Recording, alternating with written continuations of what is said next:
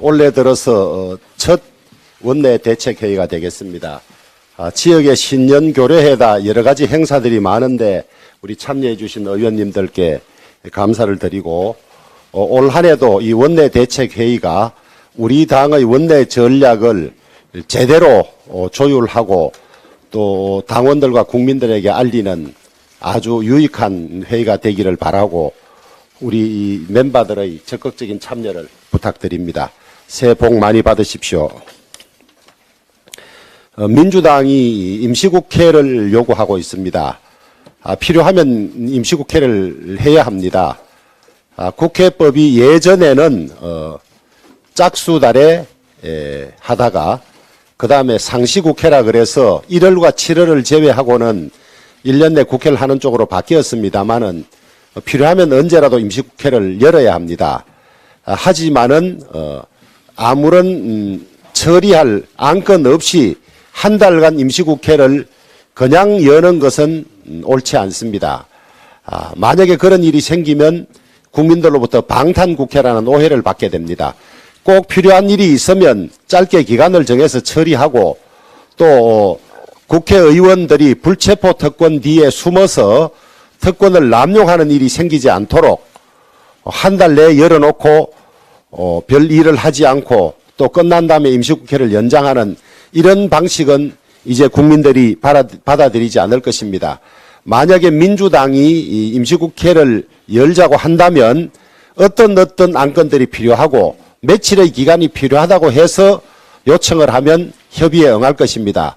그렇지만은 막연히 한 달 열어놓고 그냥 무슨 일이 있으면 처리하자는 방식의 임시국회는 동의할 수가 없습니다. 선거구제에 관한 논의가 활발해지고 있습니다. 지금 선거법상 선거 1년 전에는 선거구를 획정하도록 되어 있어서 사실상 올해 4월까지 선거구제가 확정이 돼야 하는데 지금부터 논의해도 시간이 많이 빠듯합니다.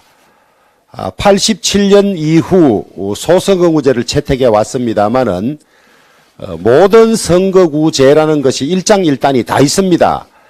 소선거구제의 폐단도 있지만은 장점도 있고 또 중대선거구제도 장점도 있고 단점도 있습니다. 지고지선한 제도는 없는 것 같습니다. 하지만은 지금까지 계속되어 온 소선거구제에 대한 폐단들이 많이 지적되고 있는 만큼 이제부터라도 활발하게 선거구 제도의 장단점을 치열하게 토론해서 우리에게 가장 적합한 제도에 대한 합의에 이르러야 할 것입니다. 우리 당은 정개특위위원들을 중심으로 1차 논의를 이어가고 필요하다면 정책의총을 열어서 선거구제에 관한 의원님들의 의견이나 우리 당의 입장을 정하도록 하겠습니다.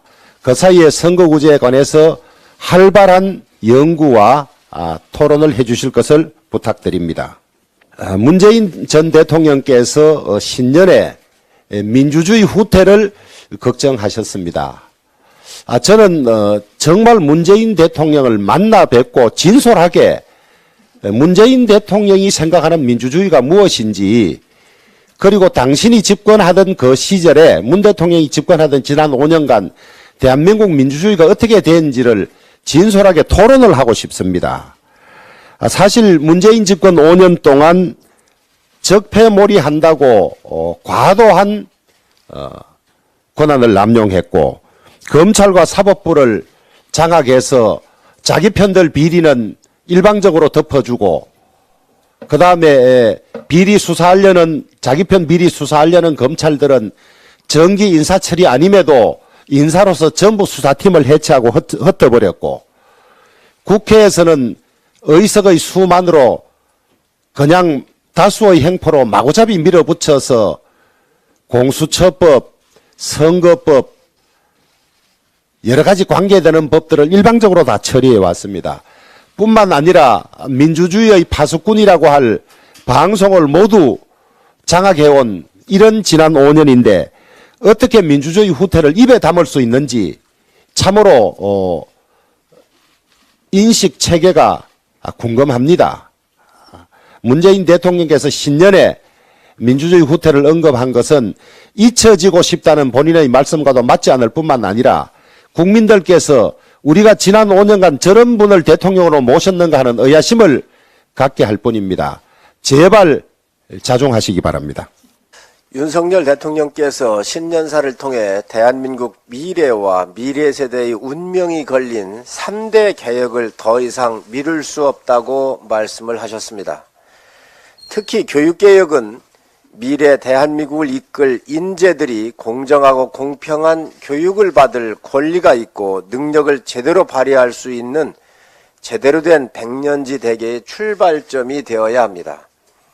그중 첫 번째가 고등교육을 지방이 적극적으로 주도하며 지역과 지역 대학이 지역 인재를 제대로 길러내는 것입니다. 고등평생교육 지원 특별회계로 초, 중, 등과 고등교육 간의 불균형을 바로잡고 초, 중 등의 높은 교육 수준이 고등교육에 이어질 수 있도록 제대로 된 지원이 이루어지게 될 것입니다. 두 번째가 바로 유보통합입니다. 우리나라 3, 5세 어린이들은 동일하게 누리과정으로 교육을 받고 있습니다. 하지만 교육부와 교육청이 관할하는 유치원과 복지부와 지자체가 관할하는 어린이집 간의 이중적인 지원 체계로 아이들이 차별을 받고 있습니다. 아이들이 먹는 급식비 5만 원까지 차별을 받아서야 되겠습니까? 유치원과 어린이집 간의 불평등을 해소를 해야 합니다. 똑같은 아이들입니다. 어른들이 정한 기준에 따라 차별적 지원을 받아서는 안 됩니다.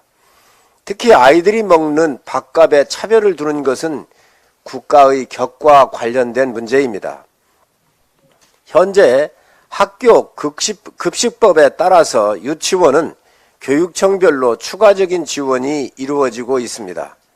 어린이집은 일부 지자체에서 지원을 하기는 하지만 지역적 격차가 큰 상황입니다. 대한민국 어린이들은 유치원에 다니든 어린이집에 다니든 어느 지역에 살든 같은 밥을 먹을 권리가 있습니다. 어린이집이 교육청 관할이 아니라는 이유로 지원을 받지 못하는 일은 있어서는 안 됩니다. 23년도 예산안 부대 의견을 통해서도 어린이집에 대한 간식비 지원 협의를 요청한 만큼 교육청은 지방교육재정교부금을 통한 어린이집 급식비 지원을 적극 검토해 주시기 바랍니다. 유치원과 어린이집 간의 급식비 통합이야말로 실질적인 유보통합의 초석이 될 것입니다. 지난 1일 이재명 대표는 신년사에서 폭력적인 일방적 지배가 난무하는 시대라며 경제도 민생도 민주주의도 한반도 평화도 위기라고 말을 했습니다. 오로지 정부 여당에 대한 대안 없는 비난입니다. 만약 지금 이 시대가 폭력적인 시대라면 그것은 연관된 사람 4명이 극단적 선택을 하고 조폭까지 등장을 하는 이 대표 관련 의혹이 폭력적 시대의 상징입니다. 그야말로 대한민국 전체가 범죄 영화의 세트장이 된 듯합니다. 폭력적 지배가 난무했던 시대는 문재인 정권 시대였습니다. 채널A 검언 유착 사건, 전과 5범의 지모 씨를 동원해 한동훈 검사 등을 제거하려 했던 사건, 문정부의 부정비리를 수사하던 윤석열 총장을 직무정지시키고 찍어내려 했던 사건, 민주주의를 파괴한 송철호 울산시장 부정선거 의혹 등 의혹 사건 등이 발생했었던 때가 폭력적 지배가 난무했던 시대였습니다. 대한민국 검찰의 범죄 혐의 수사를 폭력적 지배라고 한다면 그 근거를 제시해 주시기 바랍니다. 대장동 등 설계부터 결재까지 한 이 대표가 측근들과 함께 공모한 혐의가 있는 사건 아닙니까? 그 공범들의 족적을 찾고 숨겨놓은 저수지를 조사하는 검찰이 왜 폭력적 지배를 한다고 주장하는지 납득이 되질 않습니다. 또 이 대표는 한반도 평화 위기와 민주주의 후퇴를 얘기하고 있습니다. 대한민국이 평화를 먼저 깬 적이 있습니까? 북한의 핵무장을 도운 정권이 어느 정권이었습니까? 김정은이 비핵화에 대한 의지가 있다며 트럼프에 연결시켜준 정권이 어느 정권이었습니까? 이재명 대표의 신년사와 첫 최고의 발언은 국민에게 절망의 메시지를 주었습니다. 새해에도 민주당은 오로지 정부 발목 잡기와 이재명 대표를 지키기 위한 방탄의원단 역할에만 골몰을 하고 있습니다. 부정비리 수사를 폭력적 지배라고 공권력을 비판하는 야당 지도자를 본 적이 없습니다. 새해 첫 일성으로 희망이 아닌 절망의 인사를 들어본 적이 없습니다. 이재명 대표께서 범죄 혐의를 덮기 위한 거짓말을 할 때 우리는 희망을 이야기합니다. 무너져 내린 국가를 바로 세우고 대전환의 시대에 위대한 대한민국을 만들기 위한 모든 노력을 다할 것입니다. 디지털 플랫폼의 시대가 우리의 삶을 바꾸고 AI가 산업사회를 바꾸며 바이오 산업이 인류의 수명을 연장할 뿐 아니라 기후변화로 탄소시대의 종말이 다가오는 등 문명의 대전환 문 앞에 와 있습니다. 윤석열 정부는 우리에게 다가온 기회의 창을 반드시 잡아 세계 초일류 글로벌 중심 국가로 만들 것입니다. 전 정권에서 입조차 떼지 못했던 연금, 노동, 교육 등의 개혁을 통해 4차 산업시대의 글로벌 중추국가로 향하는 미래 고속도로를 깔도록 하겠습니다. 국민 여러분 도와주십시오. 개면은 새해가 밝았습니다. 국민 여러분 모두 새해 복 많이 받으시기 바랍니다. 우리 정치권 역시 더 큰 책임감으로 국민께 희망을 드릴 수 있도록 해야 할 것입니다. 그러기 위해서는 우리는 2023년을 대한민국의 미래를 준비하는 개혁의 원년으로 만들어야 합니다. 지금 대한민국에 불어닥친 절박한 위기는 오히려 개혁을 통해 한 발 더 나아갈 수 있는 절호의 기회이기도 합니다. 윤석열 대통령께서도 그제 신년사를 통해 노동, 교육, 연금의 3대 개혁에 대한 의지를 재차 천명하셨습니다. 대통령의 말씀처럼 세계는 우리에게 개혁의 필요성을 얘기합니다. 4차 산업혁명 시대를 맞아 다시 한번 도약하는 대한민국을 위해 노동개혁은 피할 수 없는 과제입니다. 대한민국의 미래를 이끌어 나갈 훌륭한 인재를 양성하고 아이들이 교육 현장에서 진정 원하는 교육을 받을 수 있도록 하는 것은 어른들의 책무입니다. 그런 의미에서 교육개혁 역시 더는 미룰 수 없는 정치권의 의무입니다. 당장 고가를 걱정해야 하는 연금은 이대로 두었다간 미래 세대에게 엄청난 재앙으로 다가올 것은 불을 보듯 뻔한 일입니다.